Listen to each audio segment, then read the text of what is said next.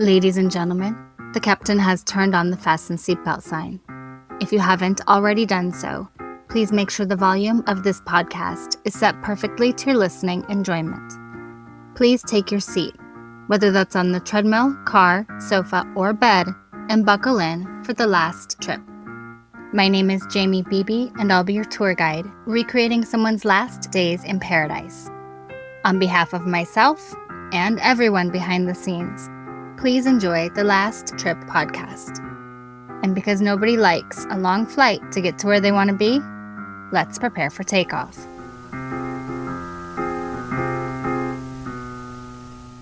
In January of 2019, 20-year-old Finnish backpacker Aleksis Nikitin traveled alone to Tioman Island, a remote tropical paradise off the coast of Malaysia.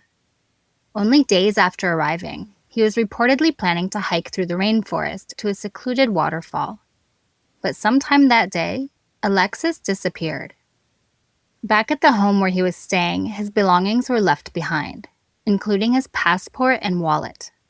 There's no sign that he had packed up, no indication that he planned to leave the island, and no explanation for where he had gone. Search teams combed the jungle. Dogs reportedly picked up his scent along a trail. But then, the trail went cold. Years later, questions still surround the investigation. A phone Aleksis may have taken with him was never found, and a tablet his mother says she personally saw in police custody would later mysteriously disappear. What happened to Aleksis Nikitin on Tioman Island?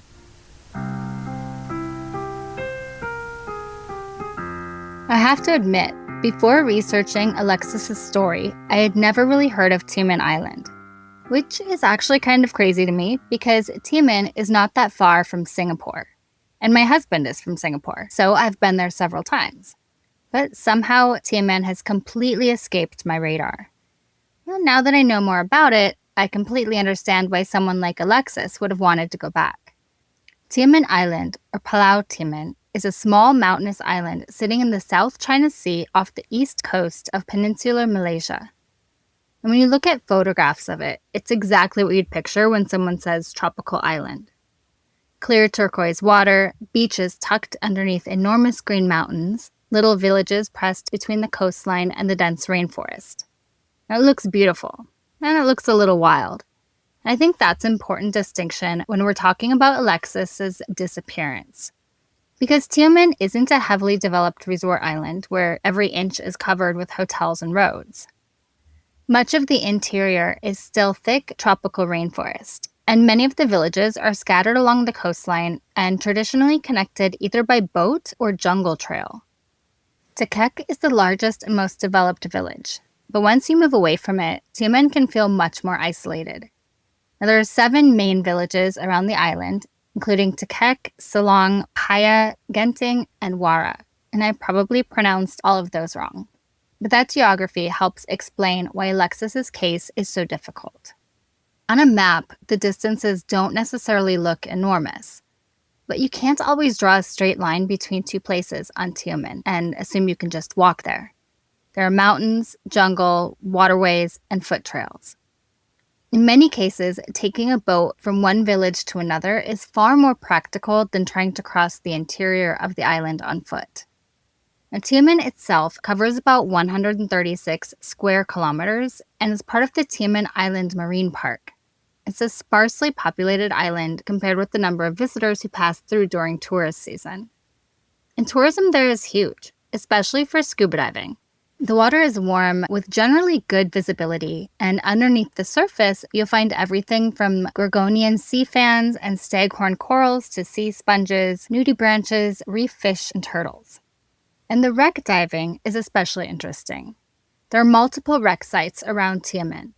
One of the best known includes a former Malaysian Navy vessel that was deliberately sunk in 2012 to create an artificial reef.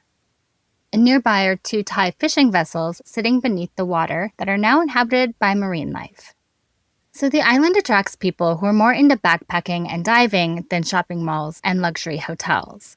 They want to spend the morning underwater and the afternoon in a hammock. Now, villages like Selong have traditionally had more of that young backpacker atmosphere. with inexpensive accommodations, dive shops, restaurants, and beach life.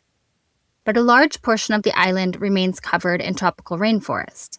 You can hike between villages, explore waterfalls, walk through the forest, and encounter monkeys, large monitor lizards, butterflies, birds, and all kinds of creatures that probably feel very exotic when you've just arrived from Finland in the middle of winter. And there's also a local legend surrounding the shape of the island. According to Malaysian tourism folklore, Tioman is said to resemble a sleeping dragon. The story tells of a dragon princess traveling towards Singapore who became enchanted by the beauty of the area, stopped to rest in the sea, and ultimately transformed herself into the island so she could offer shelter and comfort to travelers. And I do love learning about island legends. And one of Tioman's most interesting communities is Wara on the east coast. Wara is more secluded than Takek and has a long beach facing the open South China Sea. It's also home to the Wara Turtle Project, a conservation organization working to protect sea turtles and their nesting habitat. And visitors to that side of the island may be able to learn about turtle conservation, nesting, and the threats facing the animals. Depending on the season and circumstances, Tioman's beaches are important nesting areas for sea turtles, including green and hawksbill turtles. And to me, that's just one of those experiences that would absolutely put Tioman on my list. There's something incredible about being somewhere where you could potentially see a sea turtle coming ashore to nest, or tiny hatchlings eventually making their way toward the ocean. But Tioman changes dramatically depending on what time of year you visit. The island has a very distinct tourism season because of the northeast monsoon, which is roughly late October through early February. Now, during the monsoon, heavy rain and rough seas can disrupt ferries, some accommodations close altogether, and villages that are lively during summer can become extremely quiet. And this is significant to Aleksis' story because when he went to Tioman in January, he was there during the end of the monsoon season. In fact, that appears to be one of the reasons he initially wasn't planning to go there yet, because the weather wasn't ideal. Tourism would have been quieter, and some places may have been closed or operating on reduced schedules.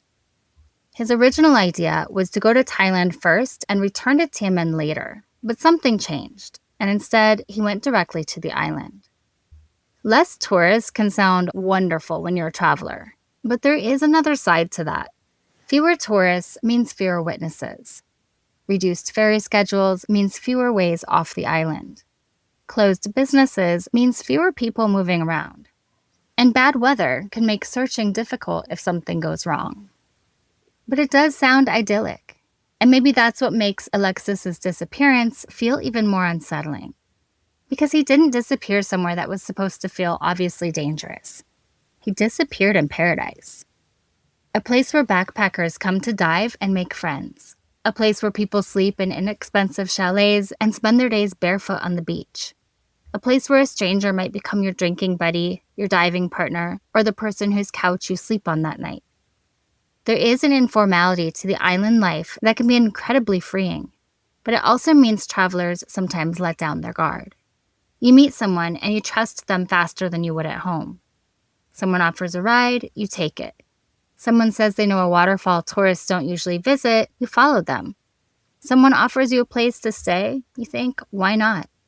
Because you're traveling. It's all part of the adventure.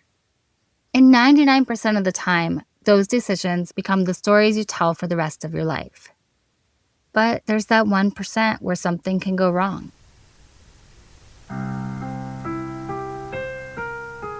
One of the things I always try to do when telling these stories is to introduce you to the person at the center of them before we ever talk about what happened to them. Because Aleksis Nikitin is not just a missing person. He's not just the 20-year-old Finnish backpacker who disappeared on a remote island in Malaysia. He's someone's son, someone's friend. He has a personality and a history and relationships. He has good qualities and difficult ones. And he'd already lived an entire life before January 22nd, 2019. And I think that matters. But in doing the research for this episode, I have to admit, I really couldn't find very much about who Aleksis was as a person. And that's always frustrating. Because when I tell these stories, I want you to know the person we're talking about. I want you to know what made them laugh, what annoyed them, what music they listened to, what their friends loved about them, what their family remembers when they picture them walking through the front door. I don't want the most interesting thing about someone's life to become the fact that they disappeared. And with Aleksis, so much of what has been written publicly begins at the end of his story. He was 20 years old, he was from Finland, he went backpacking in Malaysia, and then he vanished. But there was obviously so much more to him than that. Much of what we do know about Aleksis comes from his mother, Carolina Nikitin, who has spent years trying to find out what happened to her son. And through Carolina's descriptions of her son, you start to get at least a glimpse of the person behind the missing person photograph. And he could be a bit of a stickler when it came to principles. He apparently had very definite ideas about what was right and what was wrong. And he wasn't necessarily the kind of person who was just going to go quietly along with something to make life easier. There were difficulties along the way. His adolescence may not always have been easy. He could be foul-mouthed. He could be complicated. School wasn't necessarily the defining part of his life, although he did okay, and in the end, things worked out. And I actually appreciate hearing those details about him, because that's a real person. When someone disappears, there's sometimes this tendency to flatten them into the perfect version of themselves. Suddenly, every missing person is described with the same handful of words. Kind, loving, beautiful, adventurous. They light up a room. Maybe all of those things are true, but the little imperfections are often the things that make someone feel real. From what his mother has said about him, Aleksis sounds like he had a strong personality. Yeah, he could be stubborn. He took risks. He wasn't always polished, but he was also sincere. And he wasn't crooked. He wasn't someone his family believed was secretly living some kind of double life. Aleksis loved to travel and backpack. So much that his first connection to Malaysia didn't begin with the trip on which he disappeared. He had been there before. In 2016, when he was only about 17 years old, Aleksis traveled to Malaysia for the first time, reportedly spending around 6 weeks traveling through the country. And I think that tells us something about him too. 17 is young. At 17, most of us are still trying to figure out who we are. Many of us haven't traveled anywhere alone, let alone halfway across the world. But Aleksis apparently had that adventurous streak. He was willing to take those risks. He was curious enough and independent enough to go somewhere completely different from home and immerse himself in it for weeks. And somewhere along the way, Malaysia became a place he wanted to return to. And during that first trip, Aleksis reportedly befriended a local diving guide named Wani. Now, years later, when Aleksis returned to Malaysia in January of 2019, Wani was apparently one of the people he intended to visit again, although he never got the chance. And when you look at those pieces of his life together, a picture starts to form. Here was a young man who wasn't afraid to go somewhere unfamiliar, someone willing to take chances, someone who could be stubborn and principled and probably a little difficult sometimes, someone sincere, someone who didn't particularly like having his photograph taken, which means his family actually has relatively few pictures of him for that reason. And someone who, despite his independence and his willingness to travel thousands of miles from home, remained deeply connected to his mother. And that's the part of Alexis's story that stays with me. Because there's something so interesting about that combination. Yeah, he was adventurous enough to travel through Malaysia as a teenager, independent enough to return there years later, comfortable enough in the world to make friends in another country and plan his own journeys. But he still called his mom. And that's why I wanted to spend some time talking about Aleksis before we get into the details of his disappearance.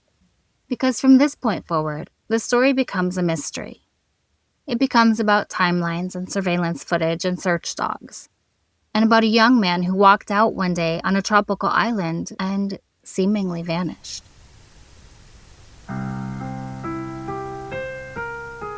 On January 16, 2019, Aleksis Nikitin left Finland for Malaysia. He was 19 years old, and in less than a week, he would turn 20. The day after he left Finland, on January 17th, Aleksis messaged his mother to let her know he had purchased a Malaysian SIM card and now had regular access to the internet. It was an ordinary travel update. I've landed, got a local SIM card, everything is fine. When you're looking back at a disappearance, those incredibly normal messages can take on a completely different meaning. Now, Alexis's original plan wasn't even to go directly to Tioman Island. Tioman was still in its rainy monsoon season, and his friend Wani, the diving guide Aleksis had befriended during his first trip, wasn't even on the island yet. So Aleksis considered traveling to Thailand first. But for whatever reason, that part of the trip didn't work out and he headed toward Tioman. So on January 19th, Aleksis arrived in Tekek, the largest village on Tioman Island. Now, Tekek is essentially the island's main hub. It stretches along the western coast and has more infrastructure than many of Tioman's smaller villages. There's a clinic, an airstrip, a marina, jetty, shops, restaurants, accommodations, and duty-free shopping. It's also one of the primary gateways for visitors arriving on the island. So the kind of place a backpacker would naturally end up. It's believed that when Aleksis first arrived in Tekek, he may have stayed at the Paladang Tioman Chalet, although that has never been definitively confirmed. The Paladang was the kind of inexpensive accommodation that would have made sense for a young backpacker. Contemporary descriptions list basic wooden chalets with air conditioning, attached bathrooms with hot water showers, and private balconies, all within walking distance of the beach, marina, restaurants, and shops. Now, historical listings put a standard chalet at around 80 Malaysian ringgit per night, which at the time is well under $20 US. But wherever Aleksis was staying, he apparently wasn't happy with the accommodations. And January 20th gives us one of the most detailed glimpses into what he was doing before he disappeared. Now, much of this timeline comes from the digital trail later reconstructed from his accounts and devices. So at 12:13 in the morning, Aleksis reportedly searched Google for solar chargers and power banks. Then at 5:29 and again at 6:30 in the morning, there were 2 more Google searches, although I couldn't find any public account detailing exactly what he was searching for. At around 7 a.m., he logged into Facebook. 15 minutes later, he reportedly searched for prepaid SIM cards. At 8:10, there was another unidentified Google search. And then at around 11:30 that morning, Aleksis messaged his mother. He told her his phone was giving him trouble and he needed to buy a new charging cable. He told her it had been plugged in all night and had still only reached about 25% battery. Anyone who travels knows just how stressful that can be. Your phone isn't just your phone anymore. It's your map, boarding pass, hotel reservation, translation tool, camera, access to money. Most importantly, it's your connection to the people at home. Now, when I travel, I bring way more chargers than I need, because the idea of being somewhere unfamiliar with a dead phone makes me incredibly uncomfortable. So Aleksis searching for power banks, chargers, and even another phone doesn't seem strange at all. It actually seems pretty responsible. Later that morning, Aleksis and his mother spoke on the phone for more than an hour. And during that conversation, he talked about trying to find the person responsible for the place he was staying. Carolina later described Aleksis as being unhappy with the condition of the accommodation. And according to her account, he described it as filthy, with animals wandering around and holes in the walls. Now, he may have wanted to complain or get his money back, but according to Carolina, Alexis's final text message to her that day said, "I went to look for that guy, but couldn't find him." Now, his last known Google search reportedly involved a Kyocera Duraforce, which is kind of a rugged smartphone designed to withstand harsher conditions. Now again, it seems consistent with someone whose existing phone wasn't working properly and who was traveling in an environment where access to electricity and reliable charging could sometimes be an issue. Then came January 21st. Aleksis left Tekek and traveled south toward Kampung Paya. Now, Paya is only several kilometers away, but on Tioman, short distances don't necessarily mean easy travel. Part of the route can be followed by road, while other sections involve walking trails. So when he arrived there, Aleksis met a man named Jamsari Ismail. Jamsari was 47 years old and working as a restaurant or resort employee in Kampung Paya. The two hit it off. Jamsari offered Aleksis a place to stay with him that night, which doesn't necessarily strike me as unusual. Aleksis was outgoing, he made friends easily, and anyone who's traveled as a backpacker knows that there's this strange, accelerated social culture that develops on the road. You meet someone in a hostel, on a bus, at a bar, on a beach, and 6 hours later, you're eating dinner together. Maybe the next day you're traveling together. People who would be complete strangers at home suddenly become your temporary family. There's a level of trust that develops very quickly. And sometimes that leads to incredible friendships. And sometimes, of course, that trust becomes a vulnerability.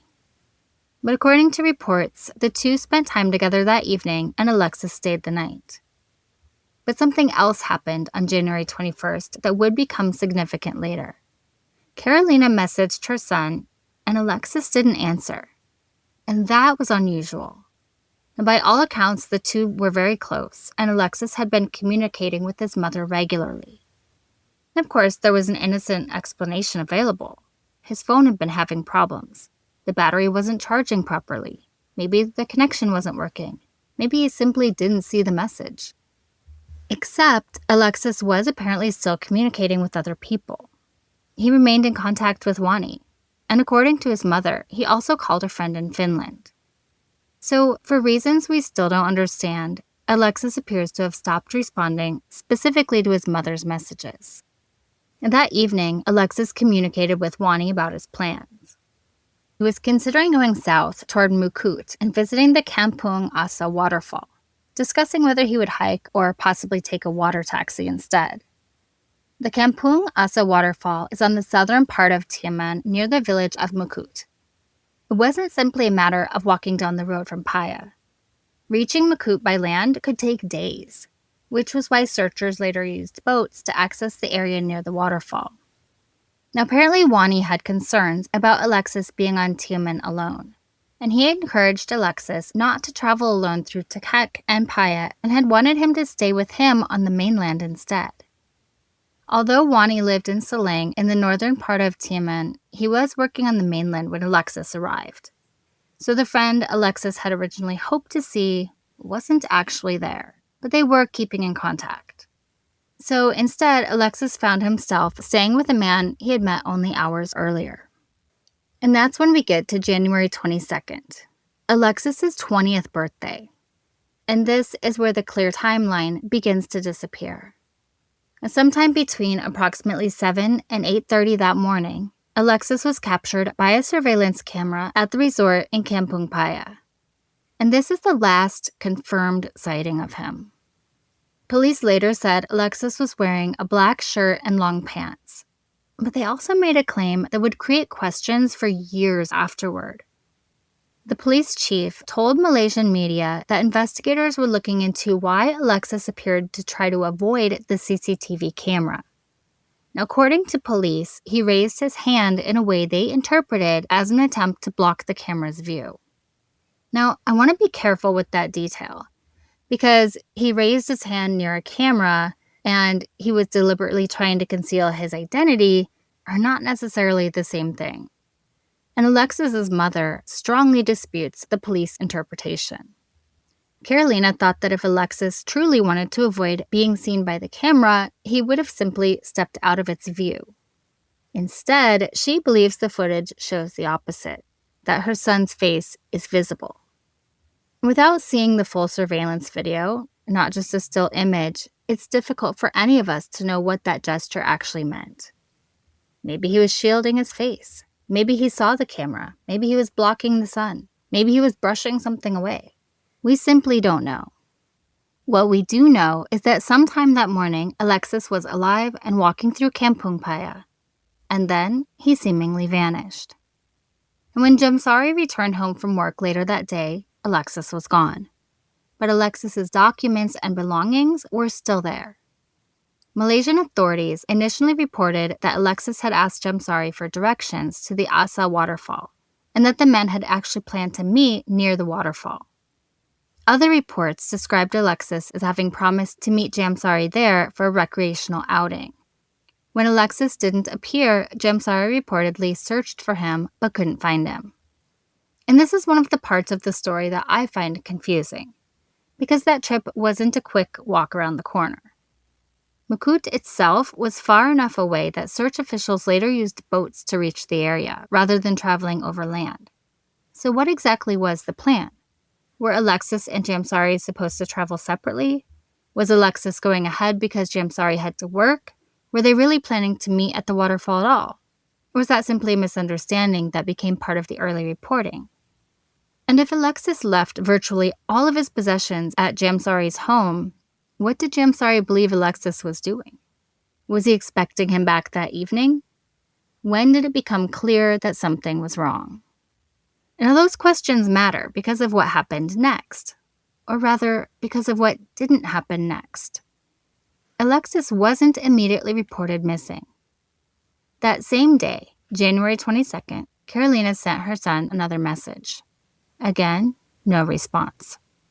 According to the family's later reconstruction, that evening, Wani called Alexis's Malaysian number, and someone reportedly answered. But according to that account, it wasn't Aleksis. It was just described as a stranger. And that detail raises another mystery, because it isn't entirely clear what device or number the call actually reached. Aleksis had reportedly been using a tablet for some of his communications, and that tablet was apparently among the belongings he left behind. Was the call somehow connected to that device? Did someone at Jamsari's residence answer? Or was it a different person entirely? And the public record does not give us a clear answer. Now, by January 23rd, Carolina knew something was wrong.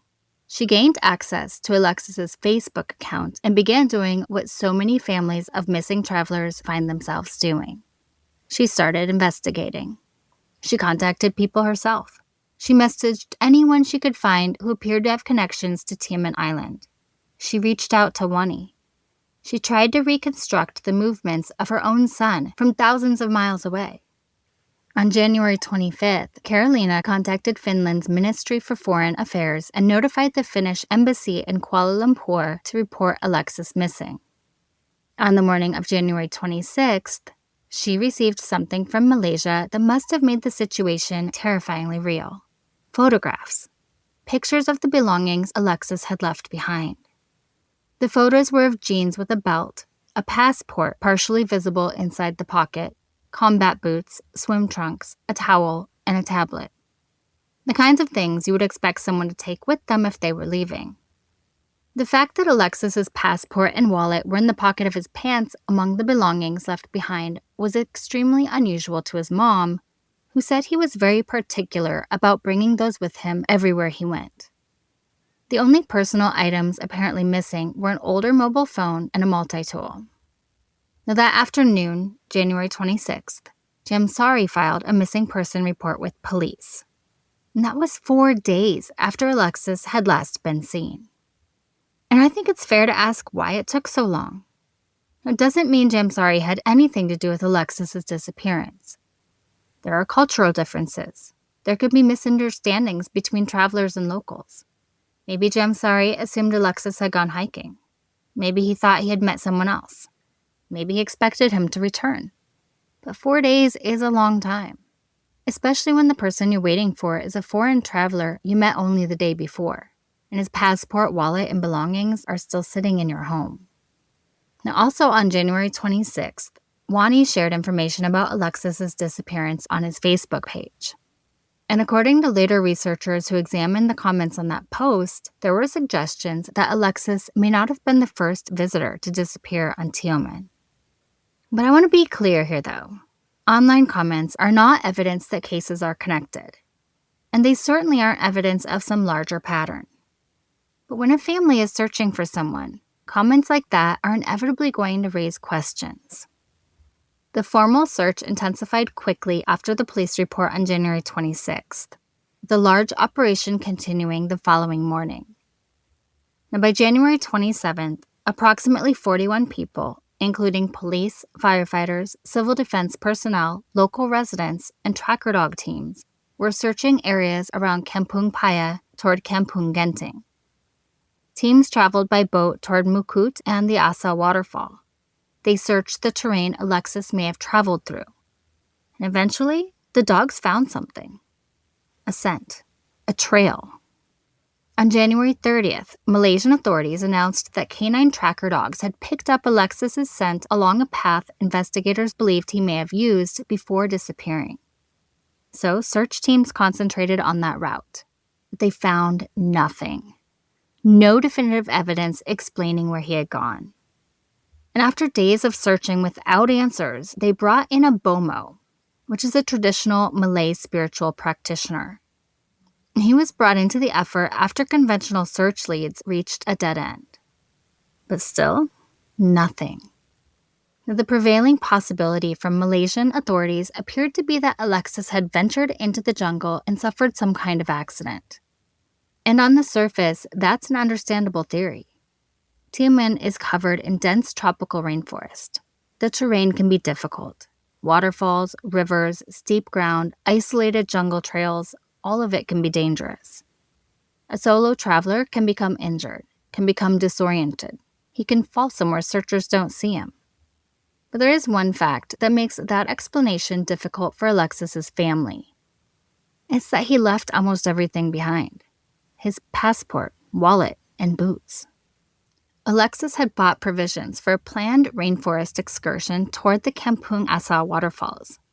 But his mothers argued that because so much of his gear remained behind, any accident should logically have occurred relatively close to where he'd been staying. And extensive searches still found no trace of him. So months passed. And then in September of 2019, Carolina went to Malaysia herself. She traveled to Tioman Island. She spoke with the police. And once again, she began asking questions about her son's belongings. According to Carolina's later account, some items she expected to find were missing. A mosquito net, money. Police reportedly told her that certain belongings had been used to provide scent samples for the search dogs. Now, there also appears to have been the confusion over cash that had been with his possessions. But perhaps the most important item was his tablet. Carolina said she personally saw Alexis' tablet at the police station during her 2019 visit, and she asked for it back, but didn't receive it. And this would become enormously important years later, because something else unusual happened on March 4th, 2022, and the tablet's location services were reportedly turned off. By who? Why? And from where? There's no public official explanation of that. Then in the spring of 2024, Finnish journalist Riku Rintala traveled to retrieve Alexis' remaining possessions from Malaysian police on behalf of the family. Most of the belongings were apparently still there, but two very important things were not: the wallet and the tablet. The tablet that Carolina says she physically saw in police custody years earlier was now gone. Malaysian police told Riku Rintala that the device had somehow disappeared, but no clear explanation was provided. I can't overstate how frustrating that must be for a family, because this isn't just a piece of electronics. This was the device of a missing person, potentially containing messages, search history, account information, photographs, connections. Or maybe nothing important. Maybe something incredibly important. But now, unless it's eventually recovered, no one can ever know. And there's another perplexing detail. When Alexis' belongings were finally recovered, the money was among them, consistent with the family's belief that robbery did not obviously explain his disappearance. So the money in Alexis' wallet apparently had not been stolen, and the only personal belongings believed to be missing were his older phone and multi-tool, and then later his tablet and wallet.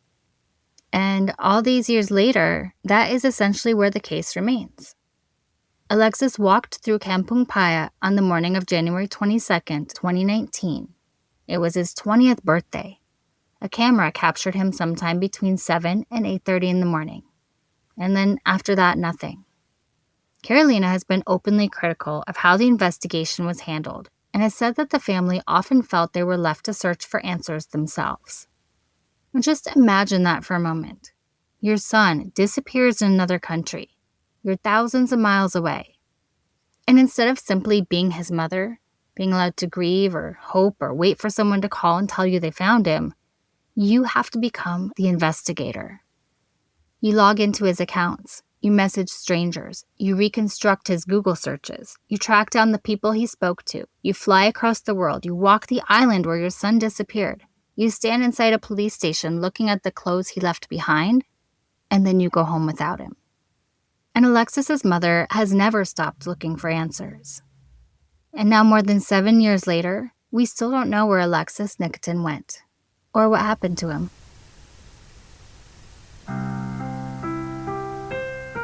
When someone disappears without a trace, there's always a temptation to look for the most dramatic explanation.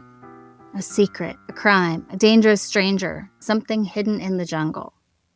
And in Alexis's case, there are plenty of theories.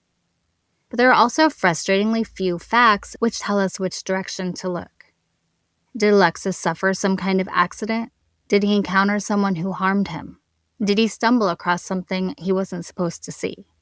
Or did something happen that morning involving the people who were closest to him in the final hours before he disappeared? All these years later, we don't know.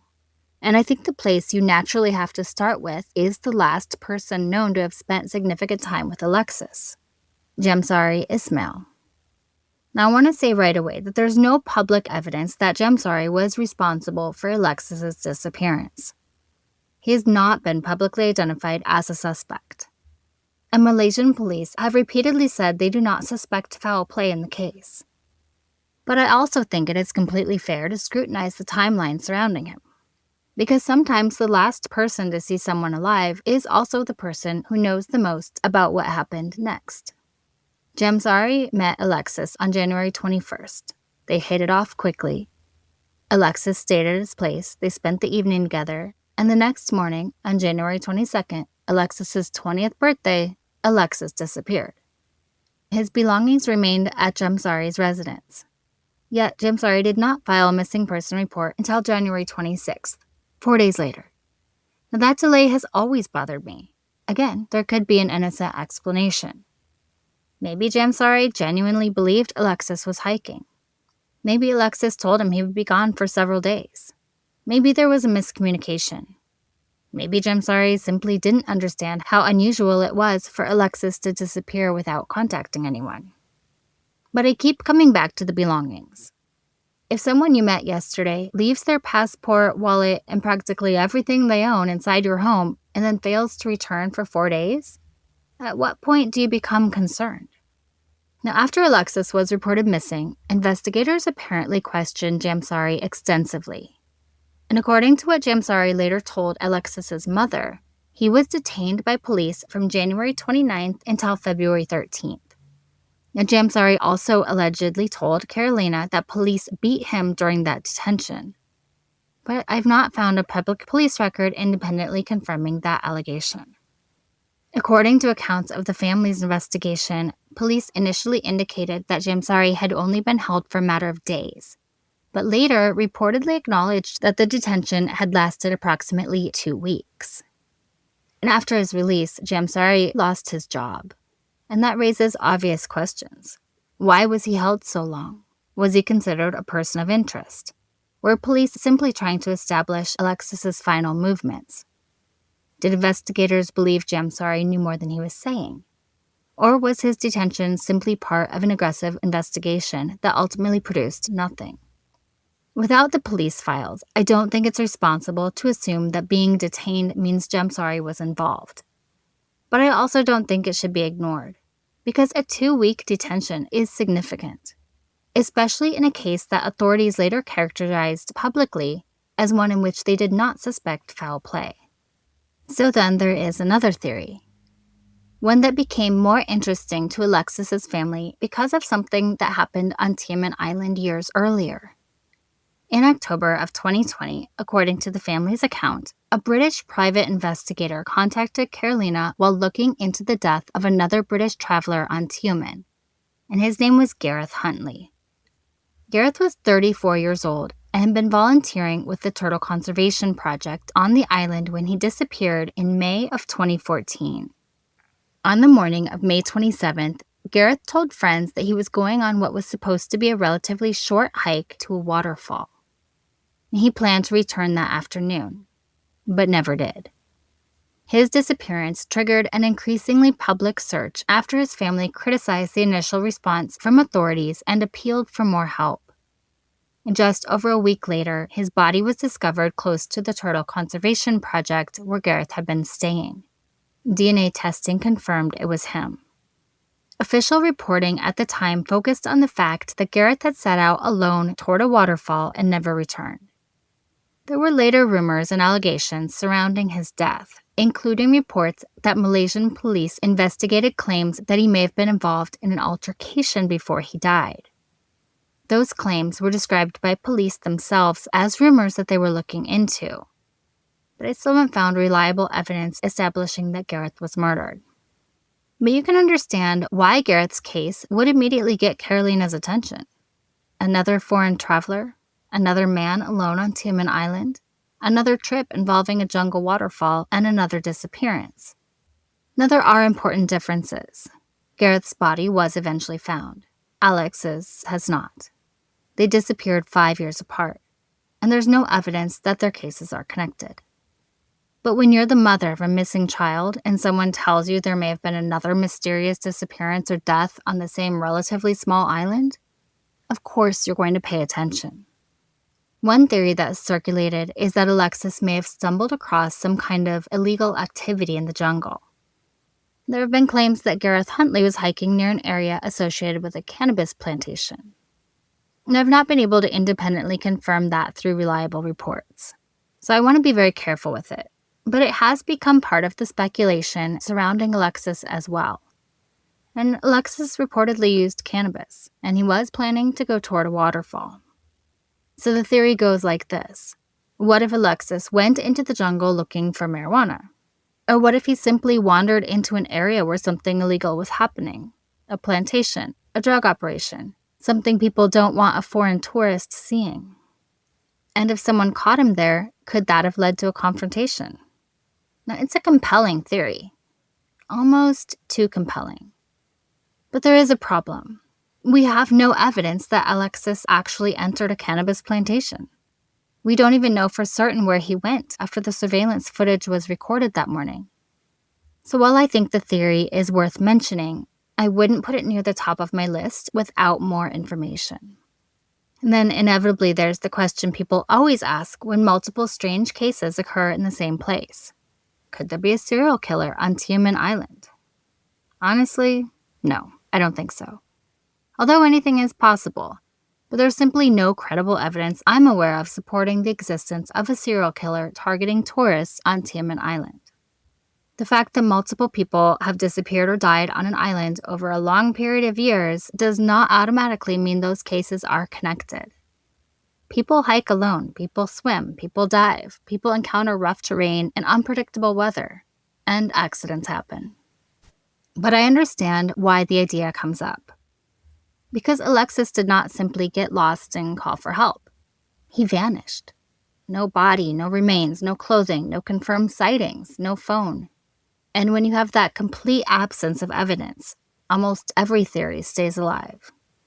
Including the simplest one. An accident. Maybe Aleksis left Paya that morning and decided to walk back toward Tekek. Maybe he wanted to buy a charger. Maybe he wanted to find a replacement phone. Maybe he was returning to the accommodation where he had stayed earlier because he wanted to confront the owner about the conditions.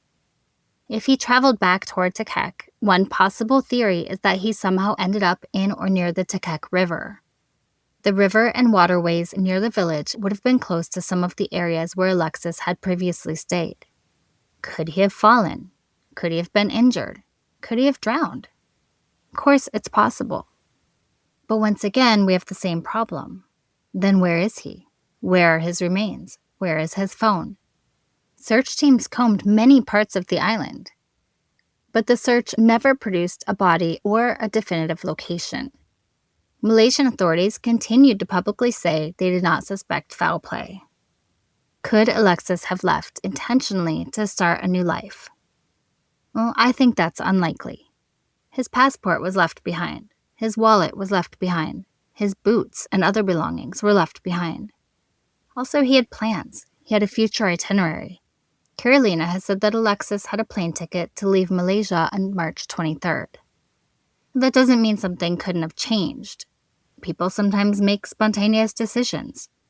Travelers change plans every day.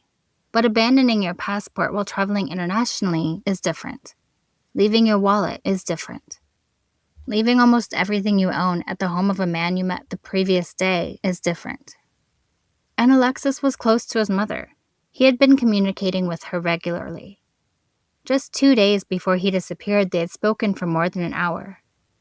So the idea that on his 20th birthday, he suddenly decided to cut everyone out of his life, abandon his passport and start over somewhere else, just doesn't make much sense to me. And it doesn't make sense to his mom either. She has consistently rejected the idea that her son disappeared voluntarily. An accident is certainly possible. Foul play is possible. An encounter with the wrong person is possible. Something happening during the night with Jamsari is possible.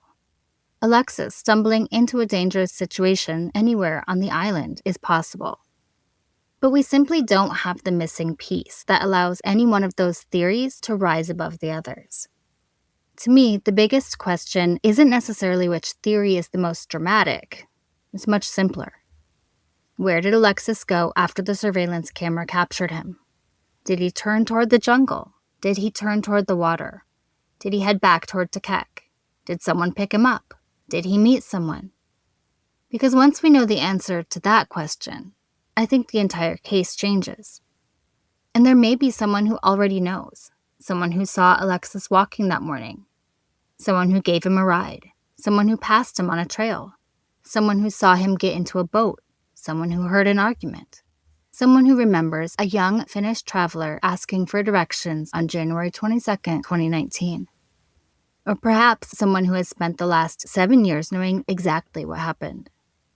Now, Carolina has spent all those years trying to find that person, trying to find that one piece of information that brings her son home. And until someone comes forward, or until something belonging to Aleksis is finally found, the theories remain exactly that, theories.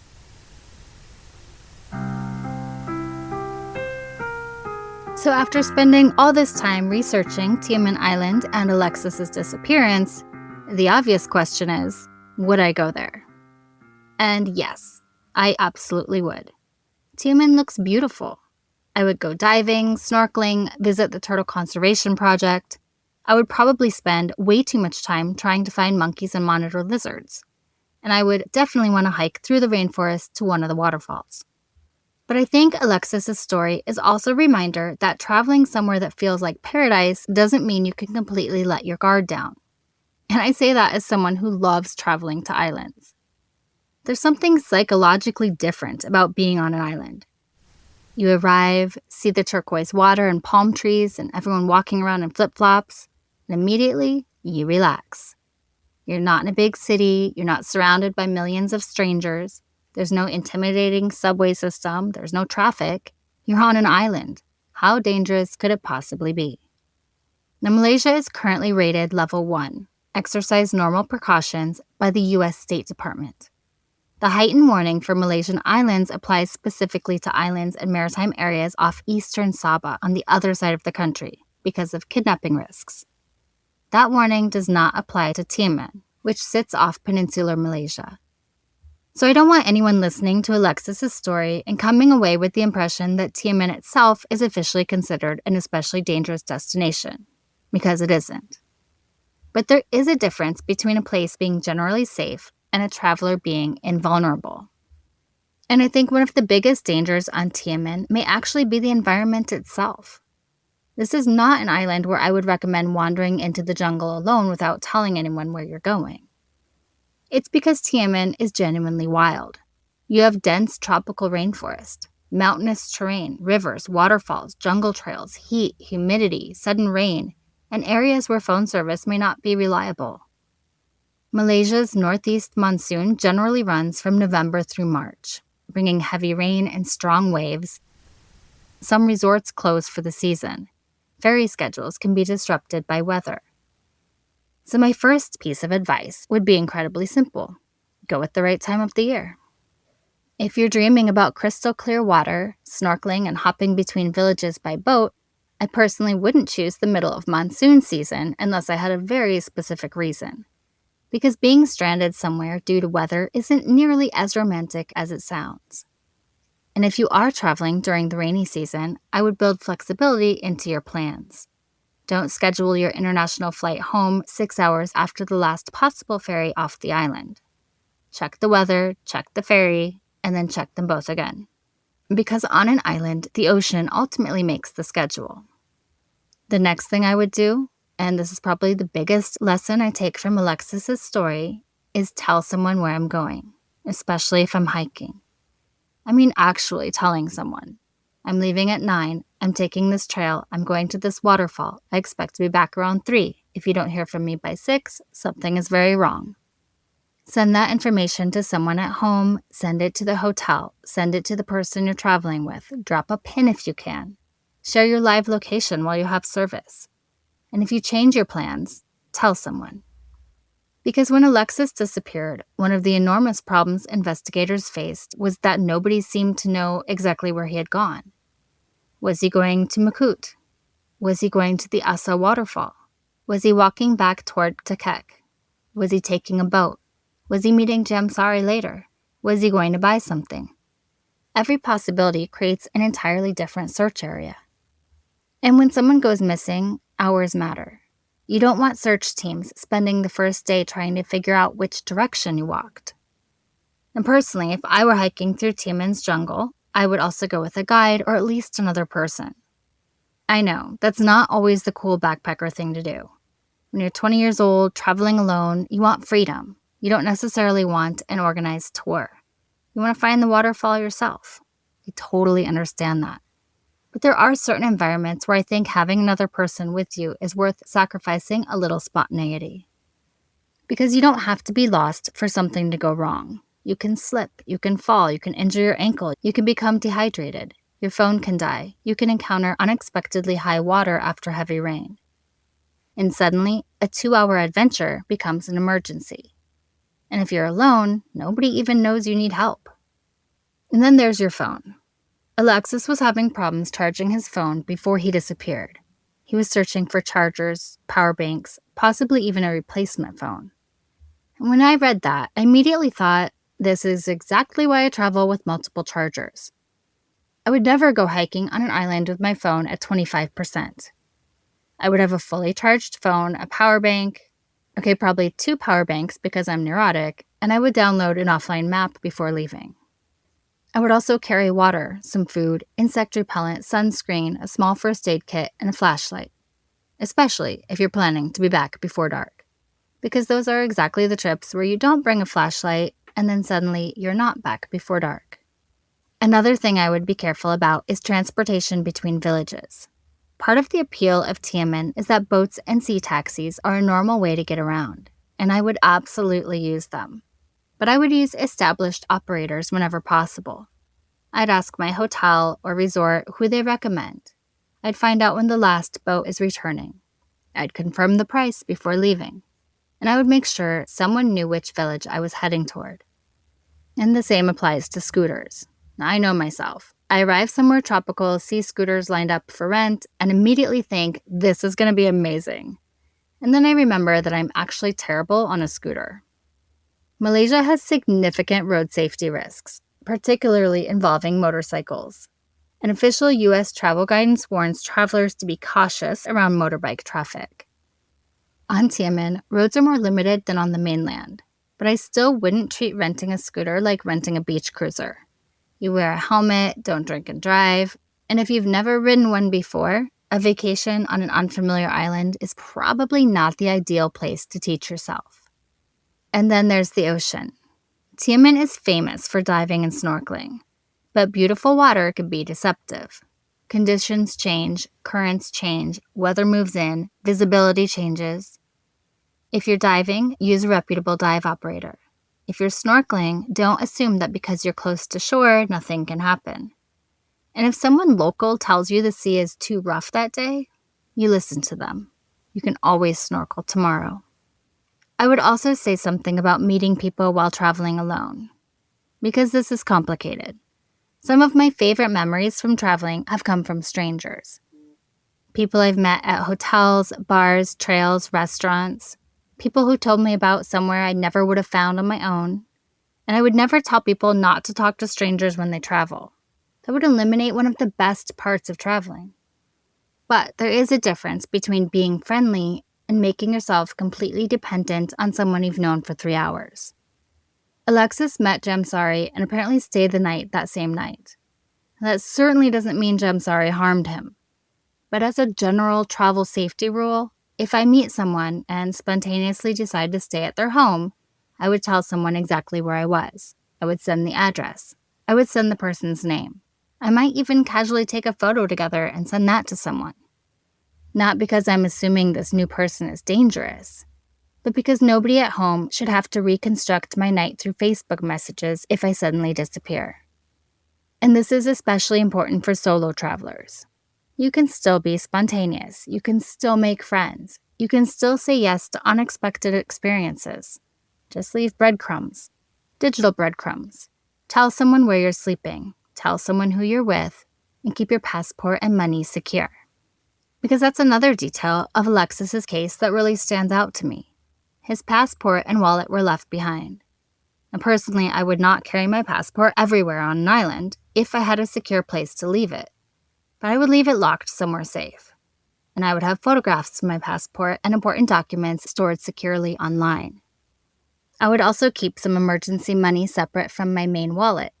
Because if your wallet disappears, you don't want every form of payment you have disappearing with it. And I think the final piece of advice is the one nobody wants to think about.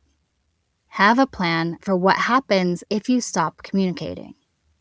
Before you leave home, tell someone, if I don't contact you for 24 hours, that's unusual. If I don't contact you for 48 hours, start making calls. Give them your itinerary, accommodation, flight information, and travel insurance details. And if you're traveling internationally, consider enrolling in your government's traveler registration or alert program wherever it's available. For Americans, that's the State Department's STEP program, which can help the embassy contact travelers or the emergency contacts during a crisis. So again, would I visit Tioman Island? Absolutely.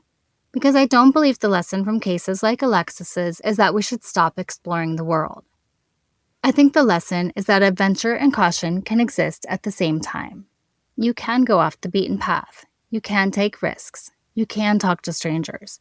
You can explore places you've never been before. Just make sure that when you leave for that waterfall in the morning, someone knows you're supposed to come back.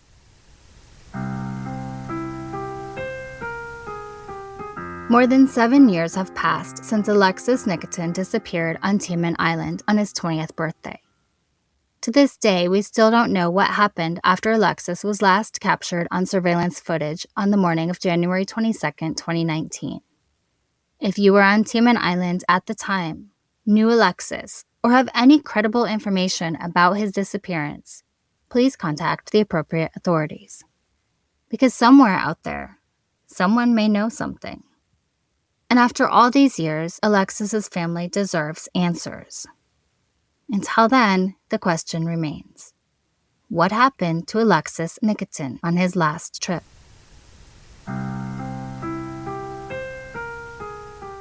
And finally, remember to leave a review and rate this podcast 5 stars if you like the show, or hell, even if you don't. But either way, feel free to let me know what you think. Please follow The Last Trip on Instagram at The Last Trip Crime Pod, and subscribe on Patreon to support the show. You'll get extra research, videos, photos, and updates, and even learn more about my personal travels. That's patreon.com/thelasttrippodcast. I'm Jamie Beebe, bringing you your last trip and signing off until the next one. Thanks for listening.